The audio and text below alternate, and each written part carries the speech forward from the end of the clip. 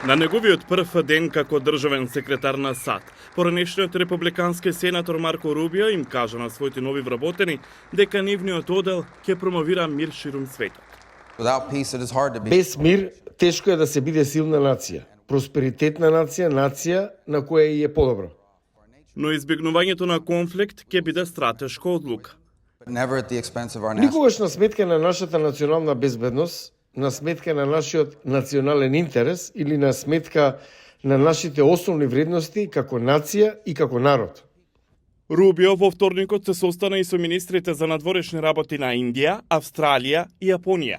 Четирите земји формираат квадрилатерален безбедносен диалог или КВАД, блок кој има за цел да се спротивстави на економските и војните амбиции на Кина во Индо-Пацифичкиот регион. Соборот во вторникот ја намали загриженоста за пристапот Америка на прво место под председателот Доналд Трамп.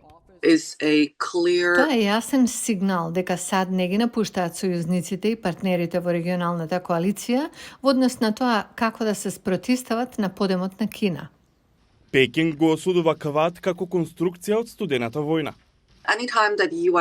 Секогаш кога САД ќе се усогласат со своите сојузници или партнери, кинезите ќе се чувствуваат изолирани и загрозени и ќе ги обвинат Соединетите Американски држави за менталитет од студената војна.